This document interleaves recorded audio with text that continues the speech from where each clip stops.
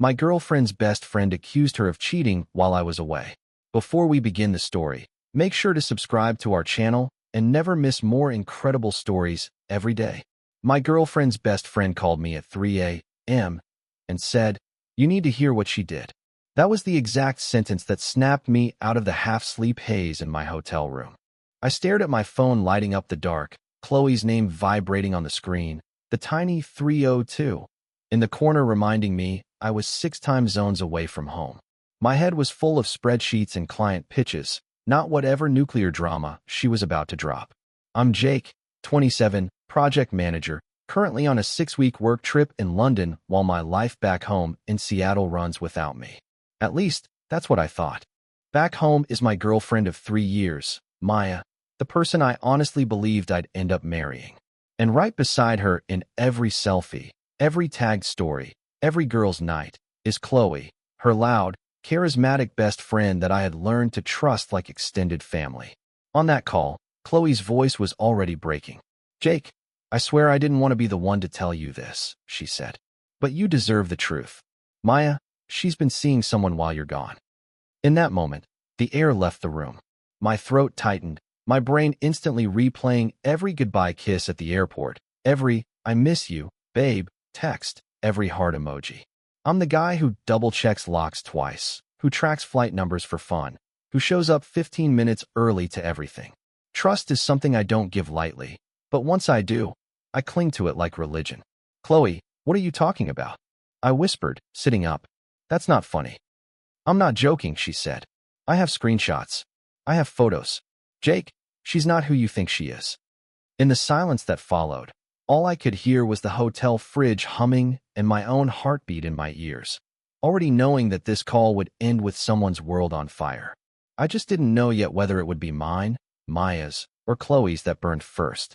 Before Chloe's call, if you'd asked me to describe my relationship, I would have said, stable, real, not perfect, but worth it. Maya and I met at a friend's rooftop party 3 summers ago. She'd spilled sangria on my shoes, apologized with a napkin and a laugh, and somehow we'd ended up on that roof until 3 a.m., talking about everything from childhood cartoons to how we both secretly hated small talk. Chloe entered the picture on our 3rd date, actually. She showed up at the bar, by coincidence, squealing when she saw Maya. They hugged like they hadn't seen each other in years when it had been, like, 2 days. Chloe slid into our booth, ordered a round of shots for the table, and spent the next hour roasting Maya's college fashion choices and interrogating me about my intentions. "You good to my girl?" she'd asked, narrowing her eyes. "I try," I said, awkwardly raising my beer. "Plan is to keep doing that." Maya had smiled at me like that answer was enough. Back then it was. Over time, Chloe became our unofficial third wheel. Game nights, birthdays, random Tuesdays watching trash TV, she was there. She was the person Maya called when she needed a ride, when she hated her outfit, when her anxiety got bad. I trusted her because Maya trusted her, and because Chloe had once driven across town at 2 a.m. to pick me up when my car broke down. But a week before my work trip, Maya and I had a stupid fight. She'd posted a photo from a night out, tight dress, neon bar lights, and I hadn't commented. I'd been exhausted, crashed early. The next morning she said, half joking, "So you can't even double-tap your own girlfriend anymore?" We laughed it off, but it lingered. On the Uber to the airport, she said, "Just don't forget about me while you're impressing your fancy clients, okay?" Her tone was light, but her eyes weren't. I kissed her forehead and promised, "You're the only thing I don't forget." Now, in the dark of my hotel room, I replayed that moment and wondered if she'd believed me. And worse, I wondered if I should have believed her as completely as I did. The first week away, nothing felt wrong.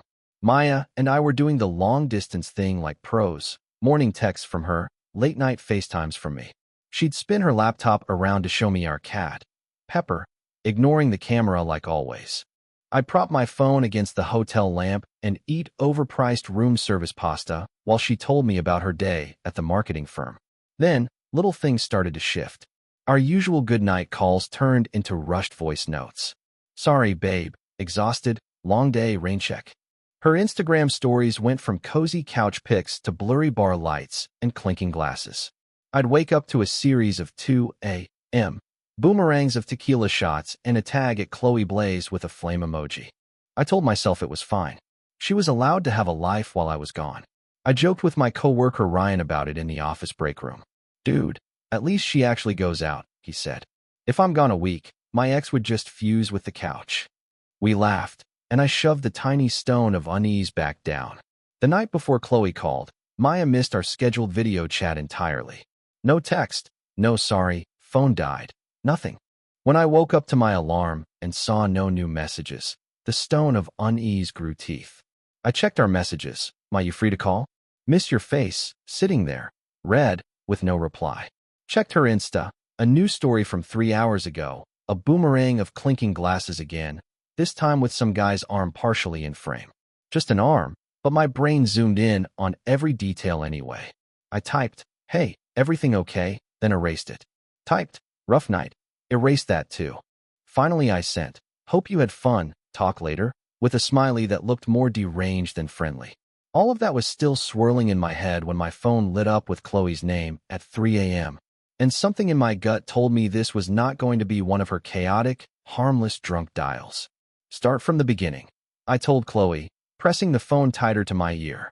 "I'm at my place," she sniffed. I could hear muffled chatter in the background, then a door closing. "Jake, I've been sitting on this for a week." I tried to talk to her. She keeps lying. My mouth went dry. Talk to her about what? "She's been sneaking around with this guy, Eli," Chloe said. "They met at that new rooftop bar, Ember, the night you had that big presentation. She told me they just clicked and that it didn't mean anything. But I saw the texts. I swear I wasn't snooping." She left her phone open. "Chloe, send me the texts," I said, surprising myself with how calm I sounded. My hand was shaking. A second later, my screen lit up with a barrage of screenshots. Messages from Maya's number to Eli filled the screen. "Maya, Jake's asleep. Wish you were here instead. Eli, say when and I'm there. Maya, you're bad for me. I like it." My chest clenched. The text looked exactly like our iMessage thread, blue and gray bubbles, same font, same contact photo of Maya. Chloe kept talking. "There are pictures too," she said. "From the bar. Jake." He had his hand on her waist. They were dancing. I thought she was just drunk flirting until she confessed she'd kissed him. "Confessed to who?" I croaked. "To me," Chloe said. I told her it was wrong. She got defensive, said you'd never know. I couldn't just sit on it. I scrolled through the photos she sent. One was a crowded dance floor, neon lights streaking across bodies. In the center, a figure that looked like Maya in her green dress, turned toward some guy's face, their profiles inches apart. Grainy, but close enough to hurt. I called Maya on the spot. It rang once and went to voicemail. I tried again. Straight to voicemail. I texted, "We need to talk. Right now." She responded 10 minutes later with, "Babe? I just woke up. What's wrong?" I stared at her message, then at Chloe's screenshots, then back again, feeling like I was standing on the edge of a cliff with no idea what was below. And I hadn't even heard Maya's version of the story yet. When Maya finally picked up my call, I forgot every rehearsed calm sentence I'd planned. "What the hell is going on?" I blurted as soon as I heard her sleepy hey. "Whoa, okay," she said, voice scratchy. "Good morning to you too." "Chloe called me," I said. "She sent me screenshots, Maya. Messages with some guy named Eli. Pictures from Ember. She said you kissed him." Silence. Then, flatly, she did what? "That's all you have to say?" My voice cracked on the last word, anger riding shotgun with panic. "Maya, I'm thousands of miles away, and your best friend is sending me proof you cheated." "I didn't cheat," she snapped, suddenly wide awake. "Jake, I swear to God, I did not cheat on you." "I'm literally looking at texts that say wish you were here instead," I said. "Who is Eli?" "A friend of Chloe's," she said. "We went out with a group." I was drunk. I flirted, okay? I was stupid and I regret it, but I didn't kiss him. Chloe's twisting things. "So the screenshots are fake?" I asked. "That's what you're saying?" "I don't know what she sent you," Maya said, frustration bleeding into her voice. "But I know what I did and didn't do. Why is she going behind my back instead of talking to me?" The call spiraled from there. I accused. She defended. She cried. I heard myself say things like, "If you didn't do anything wrong, why does it look so bad?" And hated them even as they left my mouth. When we hung up, nothing was resolved. The distance between us felt like more than time zones. Chloe texted me immediately after. "I'm here if you need to talk," she wrote. "I know this sucks, but you deserve better than lies." Over the next few days, the fallout bled into our friend group without my consent. One of our mutual friends, Serena, DM'd me on Instagram. "I heard about you and Maya. You okay?" Maya's cousin unfollowed me. In the group chat, half the people went silent while Chloe kept posting vague quotes about choosing honesty even when it hurts. I felt like I was watching my relationship die on social media in real time. And the person holding the knife kept insisting she was just trying to save me. It took about a week of emotional freefall before my brain finally started doing what it does best, looking for patterns. I'd been cycling between numbness and bursts of anger. One night after work, I sat on the edge of the hotel bed, Chloe's screenshots pulled up on my laptop, Maya's tearful denials echoing in my head. Then something small flickered in my peripheral vision, a tiny inconsistency I almost missed. On one screenshot, the conversation with Eli had a timestamp at the top, Tuesday, 11:14 p.m. I checked the photo Chloe sent from the bar that same night. Her camera roll timestamp at the top read 11:03 p.m. Okay, that tracked. But then, on my own phone, I scrolled back to my chat with Maya. That Tuesday night at 11:09 p.m., she'd sent me a selfie from our apartment, hair up, in my oversized hoodie, with the caption, "Too tired to go out. FaceTime." The blue check said I'd read it at 11:10 p.m. and replied with a heart. How could she be at a bar and in my hoodie in our living room at the same time? I muttered. Maybe the timestamp changed. Maybe Chloe had taken the screenshot later. Maybe I was grasping at straws. Still, once I saw that crack, I couldn't unsee it. I zoomed into another screenshot. The top of the screen showed Verizon as the carrier. Maya had switched to T-Mobile 6 months ago because Chloe had dragged her to some promotion. I remembered because they'd both made a whole Team Magenta bit out of it. "Ryan," I called, walking over to his bed in our shared suite. "Can you look at something without asking questions for 30 seconds? That's literally the opposite of my personality, but sure," he said, pausing his game. I showed him the screenshots, the timestamps, the carrier name. He frowned, leaning closer. "Dude, why would Maya's phone suddenly be on Verizon again?" he asked. "And these bubbles look off, like slightly blurry around the edges." For the first time since Chloe's call, the idea that she might be lying, not mistaken, not confused, but actively manipulating, slid into my brain like a cold knife. And once that idea was there, I knew I couldn't just ignore it and hope the truth magically surfaced. I didn't tell Chloe I was suspicious. If she was telling the truth, accusing her would blow everything up even more. If she was lying, tipping my hand too soon would just make her smarter about it. So I did what any anxious millennial would do. I became a quiet, obsessive detective with Wi-Fi. First, I went through old group chats. In the Chaos Coven group, Maya, Chloe, and a few other friends, I scrolled back months. I noticed a pattern I'd never paid attention to. Anytime Maya mentioned me in a positive way, Chloe responded with a joke that had teeth. "Maya, Jake surprised me with concert tickets. I'm actually crying." "Chloe, look at you, dating a functioning adult. Can't relate." Later, Maya, thinking about moving in with Jake next year. "Chloe, so you're really gonna ditch girls' nights for laundry and spreadsheets?" Then there were the times she seemed almost too invested in our arguments. Maya venting about me forgetting a date night became Chloe, sending her links to articles titled Emotional Labor and Weaponized Incompetence. I'm not perfect, but I definitely know how to use Google Calendar. I called Serena next. She answered on the second ring. "Hey, stranger," she said cautiously. "You okay?" "Depends who you ask," I said. "Can I ask you something off the record? No screenshots, no forwarding?" "Drama embargo, got it," she said. "Shoot." "Has Chloe ever pushed you to break up with someone?" I asked. "Like, made a little thing into a giant thing?" Serena hesitated. "She's protective," she said carefully. "Sometimes a lot. She told me my ex was emotionally abusive because he forgot my birthday once. She encouraged me to dump him for weeks. But why?"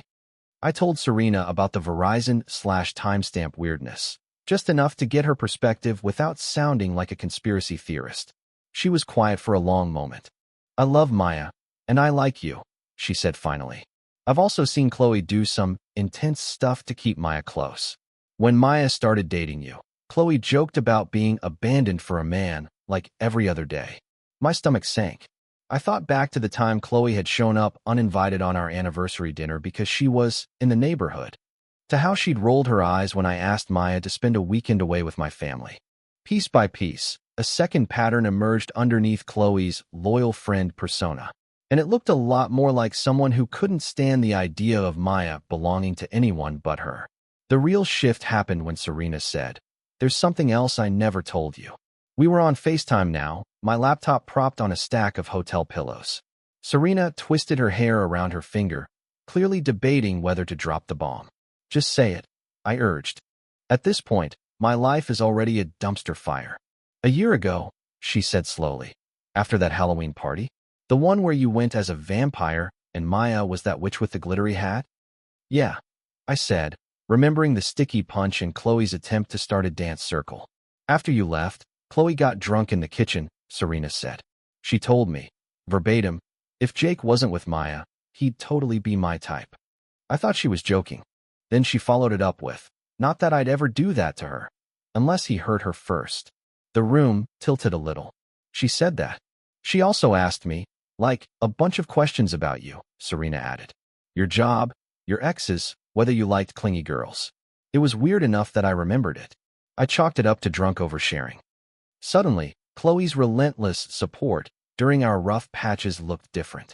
The late-night texts when Maya and I argued, offering to be there for me. The time she'd half-jokingly said, "If he ever breaks your heart, I'll steal him just to piss you off." And everyone had laughed. After I hung up with Serena, I went back into my own messages with Chloe.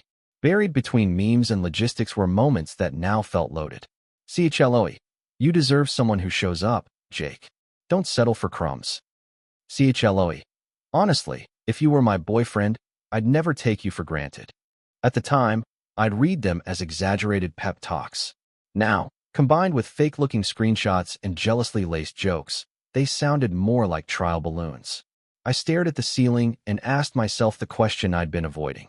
If Chloe wanted me, or at least wanted Maya not to have me, how far would she go? I didn't have the full answer yet, but I knew two things with nauseating clarity. 1. Someone was lying to me. 2. The person who kept insisting she was protecting me had a lot more personal stake in this than she'd admitted.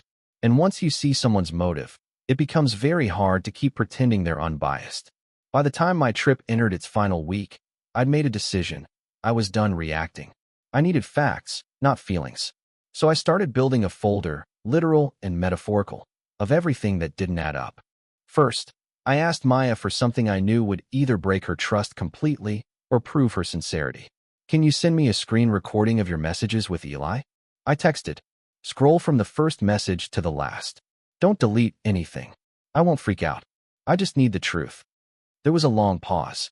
Long enough for me to imagine her throwing her phone across the room. Then, "Okay, give me 10. What she sent was messy and human. Flirty messages, yes.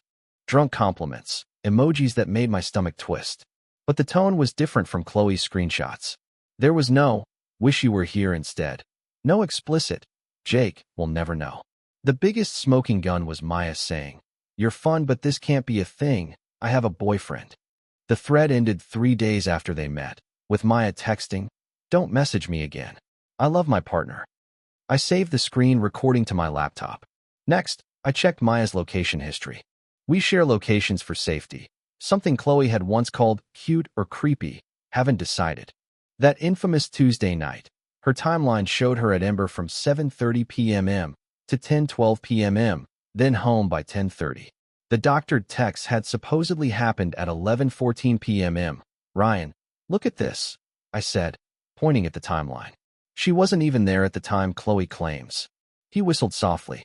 So either Maya hacked Google, or someone's lying with screenshots. I exported my chat with Chloe, too. Patterns of her escalating every complaint, every insecurity I ever confessed about Maya. You shouldn't have to ask her twice. That's how cheating starts.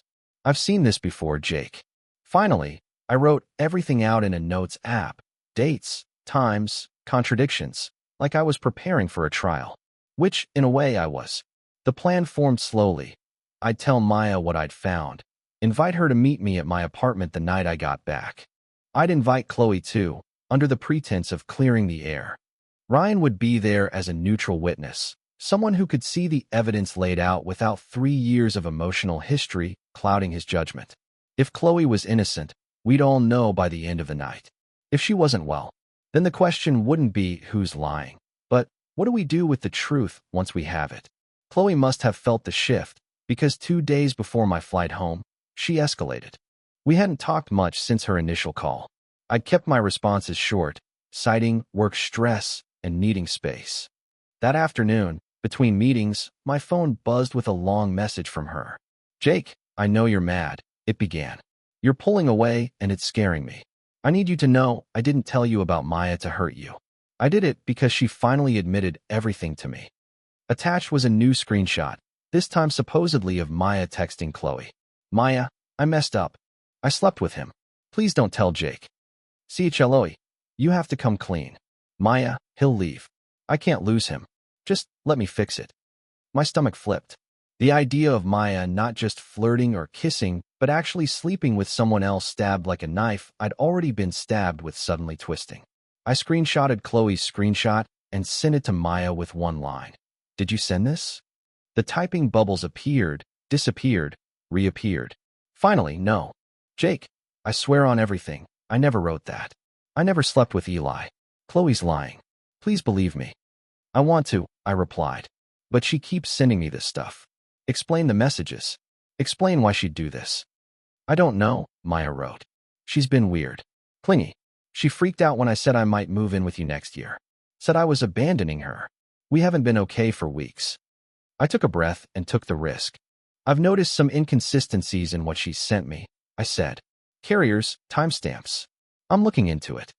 "So you're investigating your girlfriend like a crime show instead of talking to her?" she shot back. It hurt because she wasn't completely wrong. "I'm trying to get to the truth," I replied. "For both of us." That night, I almost called Chloe to confront her directly. My thumb hovered over the call button. I could practically hear her crying, telling me how ungrateful I was, how she'd risked everything to bring me the truth. Ryan, who'd been watching me pace, grabbed the phone gently from my hand. "If she's lying," he said, "giving her a heads up just lets her rewrite the story again. Stick to the plan." I nodded, swallowing hard. The room suddenly too small for all the emotions banging around in my chest. Because if Chloe was forging confessions now, whatever happened when we all got in the same room would not be gentle. The night I landed back in Seattle, the sky was that heavy, low gray that always makes the city feel smaller. My stomach was a knot the entire drive from the airport. Ryan rode shotgun, scrolling through the case file on my laptop like a public defender preparing for trial. "You sure you want me there?" he asked as we pulled into my building's parking lot. "This is intimate." "I need someone who wasn't there for any of it," I said. "Someone who can call BS if I start seeing what I want to see." Maya was already waiting in my apartment when we walked in, sitting on the edge of the couch twisting Pepper's ear between her fingers. Her eyes were swollen, but she stood up as soon as she saw me. "Hey," she whispered. "Hey," I said, and for a second, all the scripted speeches evaporated. We just hugged, clinging to each other like shipwreck survivors. Then reality rushed back. "Chloe's on her way?" I asked. Maya nodded. "She thinks we're just clearing the air. She has no idea you've been collecting things." On the coffee table, I'd laid everything out. My laptop open to the location history, the saved screen recordings, printed screenshots of the inconsistencies circled in red. It looked dramatic, but honestly, dramatic felt appropriate. When Chloe arrived, she came in hot, arms open, eyes shiny with rehearsed concern.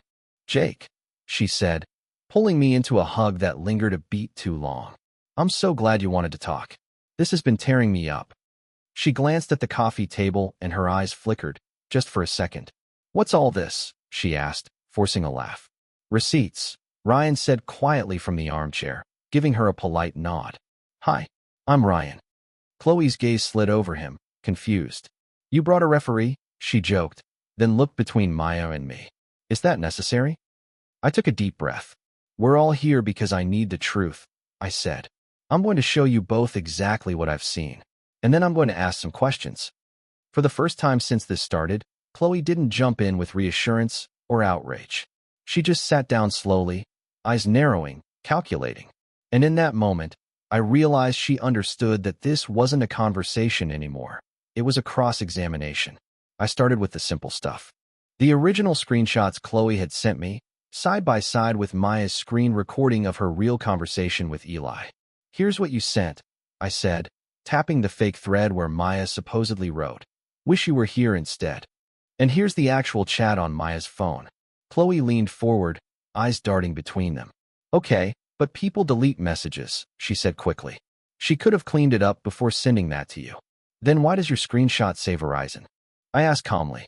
"When Maya switched to T-Mobile half a year ago." Maya blinked, looking at her own phone. I did," she said softly. "You came with me, remember? You got the same deal." Color drained from Chloe's face for a split second. "Maybe it's an old screenshot," she said. "From before she switched." "The date at the top says last month," Ryan pointed out, voice neutral. "Phones don't retroactively change carriers and screenshots." I pulled up the photo from Ember and the location history. "You said the texts happened at 11:14 p.m. while Maya was still at the bar," I continued. "But her location shows she was home by 10:30. She sent me a selfie from our couch at 11:09. So either Google, Apple, and the laws of physics are all lying, or you are." Silence thickened the room. Pepper jumped off the couch and hid under the table, like even the cat could sense the tension. "Why are you doing this?" Maya asked, voice shaking. "You're supposed to be my best friend. If I messed up, why didn't you just talk to me?" Chloe's eyes filled with tears instantly, but something in them had hardened. "Because you weren't listening," she snapped. "You've been drifting for months, Maya. Ever since you got serious with him. It's always Jake this, Jake that. Where does that leave me?" "This isn't about you," Maya said, stunned. "This is about you lying to my boyfriend." I was trying to wake him up. Chloe cried, turning to me. "She flirts with other guys. She takes you for granted. She complains about you constantly. I thought if you saw what she's capable of, you'd finally." "Finally what?" I cut in, heart pounding. "Finally leave her? Finally be single? Finally be available to who?" Chloe stared at me, breathing hard. For a moment, I thought she'd deny everything, double down until reality bent around her. Instead, her shoulders slumped. "You were never supposed to dig this deep," she whispered. And just like that, the mask she'd worn for 3 years slipped, revealing something raw, needy, and far uglier than I was prepared for. Because the worst part wasn't that she'd lied. It was why she'd wanted those lies believed. "What does that mean?" Maya asked, voice brittle. "You were never supposed to dig this deep?" Chloe laughed once, humorless. "Jake was supposed to do what every guy does when he hears his girlfriend might be cheating," she said. "Get mad, break up, move on. Maybe cry a little. Not play forensic analyst." "So you admit you faked the screenshots?" I said. Chloe looked at the table, then up at me. "I edited them," she said. "But the vibe was real. She flirted. She complained about you. She told me she was bored." "That doesn't justify destroying our relationship," Maya said, tears spilling over. "We're trying to." "You were already destroying it," Chloe shot back. "You talk about Jake like he's this perfect golden retriever boyfriend, and then the second he leaves town, you're out every night. You said you missed being single. You said you didn't know if you were ready for marriage." Maya's face crumpled. I vented. "To my friend. That's what people do," she whispered. "I was scared of how serious this is getting. That doesn't mean I wanted to cheat. Or to lose him." Ryan cleared his throat. "I think we're drifting from the main point," he said. "Chloe, you manufactured evidence. You showed it to Jake knowing it would nuke their trust. Whether you call it editing or protecting, that's manipulation." Chloe's eyes flashed. "You don't get it," she said. "Maya and I have been a team since high school. Every guy she dated either used her or left. I'm the one who picked up the pieces. Then you come along, Mr. Perfect, and suddenly I'm optional." "That's not true," Maya said, shaking her head. "You're my family. You always have been. Family doesn't replace you." Chloe interrupted, voice cracking. "He was going to take you away. Move in together, then marriage, then kids, and suddenly I'm the sad, single friend who gets Christmas cards once a year." There it was. The rotting core under all the "I'm just looking out for you" speeches. "I never asked you to choose between us," I said quietly. "You created that choice yourself." For a moment, nobody spoke. Then Maya straightened, wiping her cheeks. You need to leave, she told Chloe. Chloe stared at her like she'd been slapped. You're really siding with him? She demanded. After everything I've done for you. Right now, all I can see is what you've done to me, Maya said. To us. Watching Chloe walk out of my apartment felt surreal. This person who'd been everywhere in our lives suddenly looked small, shoulders hunched, fury and hurt radiating off her in waves. And as the door clicked shut, the silence she left behind felt almost as loud as her betrayal. For about 30 seconds after Chloe left, no one moved. The only sound was Pepper cautiously emerging from under the table, as if checking if the storm had passed. Then Maya turned to me, eyes red. Do you believe me now? She asked. I opened my mouth, then closed it. The honest answer was complicated. I believed she hadn't slept with Eli. I believed the worst evidence had been manufactured. But I also couldn't unknow the real messages I'd seen. Her flirting, her doubts, the way she'd vented about me to someone who clearly had an agenda. I believe Chloe lied, I said carefully. I believe she crossed a line so far she can't even see it anymore. And I believe you didn't cheat. But I also saw things that hurt, things we need to talk about. Maya nodded, shoulders sagging. I know, she whispered. I'm not proud of how I handled any of this. The weeks that followed weren't some magical montage of healing. We fought. We cried. There were nights I slept on the couch because being next to her felt like trying to sleep on an active fault line. There were days she left her phone face up on the counter, notifications buzzing like an invitation to snoop, and I had to physically walk away. We decided to see a therapist, individually and together. In my solo sessions, I unpacked why betrayal cut so deep for me, how my parents' messy divorce had wired my brain to catastrophize any crack in trust.